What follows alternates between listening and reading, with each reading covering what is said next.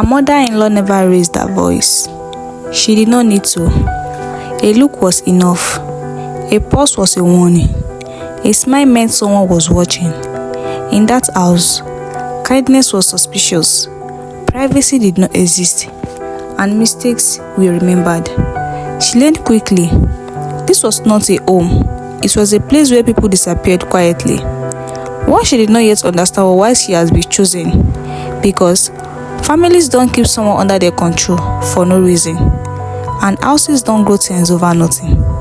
By the time the fear changed side, the door were already closing. And whatever truth lived inside her was something they had tried very hard to bury. Hi besties, welcome back to Mystery Echoes. Please don't forget to subscribe, like, comment and share. Amara stood by the doorway, holding the tray so tightly. Her fingers had gone numb. The living room was too beautiful to be safe. Soft music floated from hidden speakers. The cream color curtain barely moved. Everything in the house looked expensive and permanent, except her. Amara. The voice cut through the room without effort. She turned instantly. Yes, Auntie Grace. Mrs. Grace sat at the center of the sofa like a judge who had already reached her verdict. Her eyes moved slowly over Amara's dress. Her shoes, her posture, searching for something wrong. You did not polish the table legs. You didn't polish the table legs. Amara blinked. I wiped the table leg. I wiped the table, Auntie. Miss Grace smiled, not kindly. I didn't say table. I said legs. I said legs. A few quiet chuckles followed from the other side of the room. Go and do it again, Mrs. Grace added. And this time, knew properly. This house does not respond to lazy cleaning. She turned careful not to meet anyone's eyes. Amara nodded. Yes, Auntie. On the couch, Kola sat beside his mother, scrolling through his phone. His leg bounced once. He did not look up, not even when Amara passed him. In the hallway, her steps slowed. Her chest felt tight, like the walls were closing in gently, politely. She hadn't always been like this. Before the engagement, Kola used to say her name like it meant something. Now, it sounded like a command. When she returned to the living room, on her knees, polishing invisible debts, the conversation continued above her head. She's quiet, one woman said. Too quiet, another replied. Those ones are always hiding something. Mrs. Grace clicked her tongue. If she's hiding anything, we will find it. Amara's hand froze. Find it? Dinner was. She served everyone before standing by the wall with her empty plate, the way she had learned to do without being told. Mrs. Grace noticed immediately. Why are you standing like a visitor? Why are you standing like a visitor? Amara hesitated. I don't know where to sit. Silence I didn't know where to sit. In laughter, controlled, uncomfortable. So now we must assign you a chair, Mrs. Grace said. You want to embarrass my son in his own house? No, Auntie. I'm sorry. Sorry doesn't raise a woman properly. Kola finally looked up. Just sit, Amara. His voice was flat, tired, like she was the problem he couldn't solve. She sat at the edge of the chair. As plates clicked and food was praised, Amara barely tasted anything.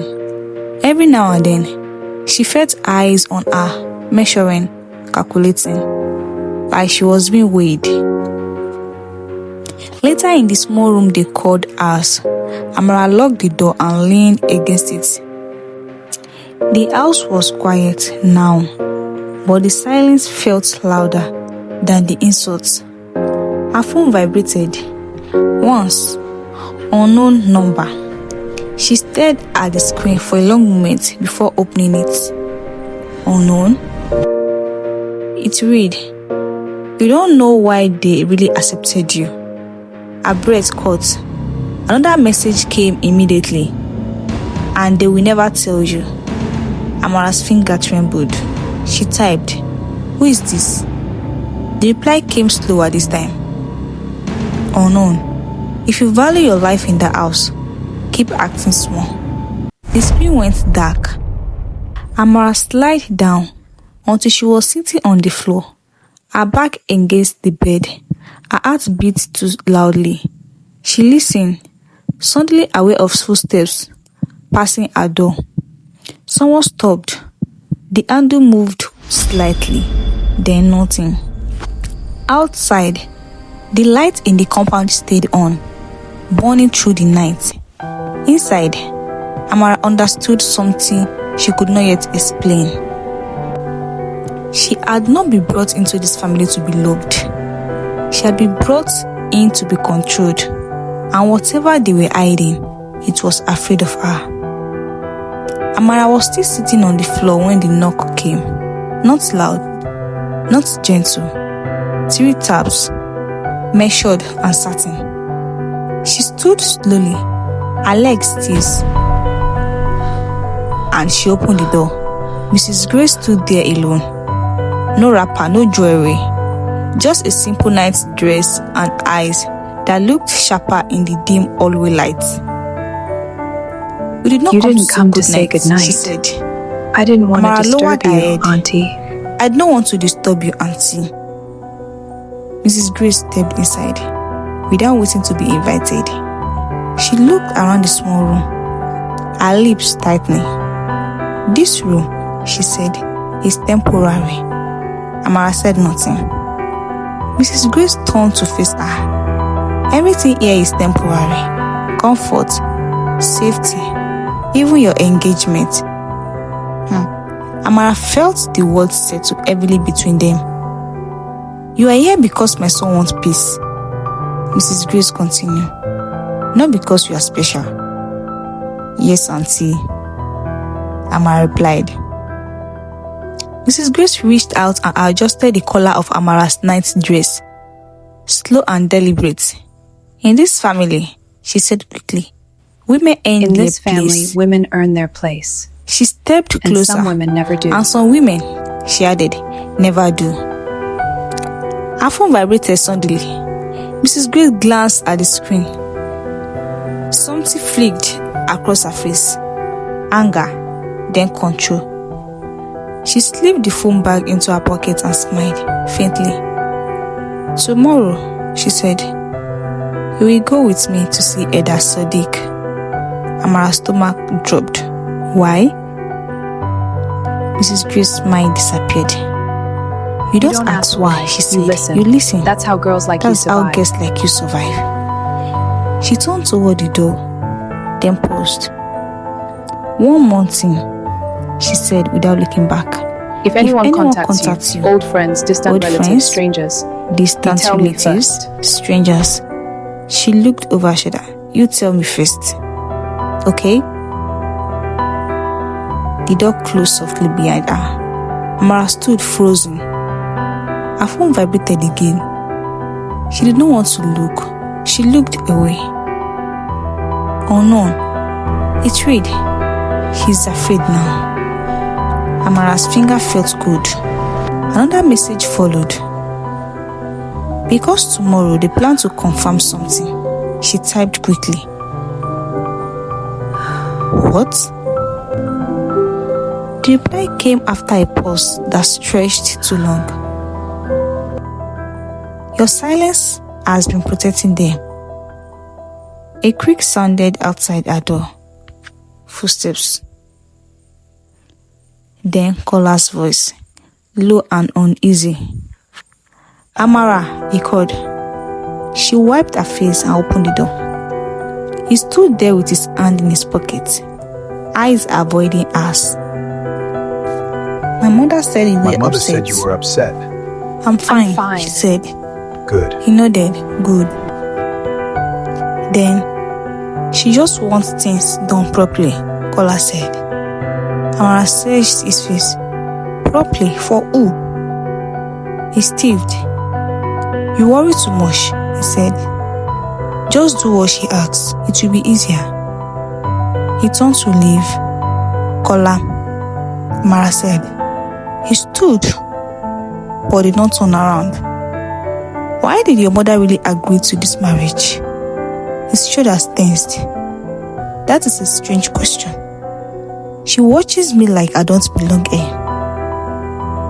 You don't, he said before he could stop himself. They both froze. Kola exhaled. I did not mean. I know what you meant, Amara said softly. He left. The corridor swallowed his footsteps. Amara locked the door and sat on the bed, her heart pounding. Tomorrow, Heir Sodiq. Confirmation. Her pulse vibrated one last time. Unknown. If they finish what they started, you won't leave this house the same. Amara stared at the wall as the house settled into sleep. For the first time since she arrived, she understood the truth clearly. This family was not testing her patience. They were testing how much she knew, and tomorrow, they would decide what to do with her. The sky was still dark when Amara heard the call to prayer drifting faintly from far beyond the compound wall. She hadn't slept. Her eyes were open when Mrs. Grace knocked again, harder this time. Get up. Amara sat upright immediately. You will dress properly, Mrs. Grace said. Through the door. Today is not a day for mistakes. They did not eat breakfast. The car ride was silent except for the sound of the engine and the occasional tap of Mrs. Grace's fingers against her handbag. Amara sat in the back seat, watching the streets change from neat estates to other roads, lined with shops that looked like they had been standing before rules were invented. They stopped in front of a low building with cracked paint and iron windows. This is where family come. This is where families come to correct problems. Mrs. Grace said, stepping out. Pray you are not the problem. Inside, the air smelled of dust and old paper. 3 men sat waiting. Heir Sodiq was in the middle. He did not smile when he saw Amara. He looked curious. Sit, he said. Amara sat. Mrs. Grace spoke first. We only want confirmation. Confirmation of what? Heir Sodiq asked. Mrs. Grace hesitated for half a second too long. Her background. Heir Sodiq folded his hand. You already submitted her name. Yes, Mrs. Grace said. But names can be incomplete. Heir Sodiq turned to Amara. What is your full name? Amara Moye, she said. He nodded slowly. And your mother? Lydia Moye. The room shifted. One of the men leaned forward. Heir Sodiq's eye narrowed, not in suspicion, but recognition. Say that again, he said. Amara swallowed. Lydia Moye. Silence fell thick. Mrs. Grace straightened. Is there a problem? Heir Sodiq did not answer her immediately. He stood, walked to a metal cabinet, and pulled out a thick yellowed file. He flipped 2 pages carefully. Mrs. Grace's fingers tightened around her bag. Finally, Heir Sodiq spoke. Mrs. Grace, he said, Why didn't you tell me she's that Lydia's daughter? The girl was that Lydia's daughter. Why didn't you tell me Mrs. she's Grace that laughed Lydia's daughter? quickly. Elder, you must be mistaken. This cannot be ignored any longer. But the implications are too great. We must act now, decisively. This changes everything. Stop. We've already seen this report, and it names the wrong criminal. Miss Mother's file has been reopened. We need to ask you a few questions.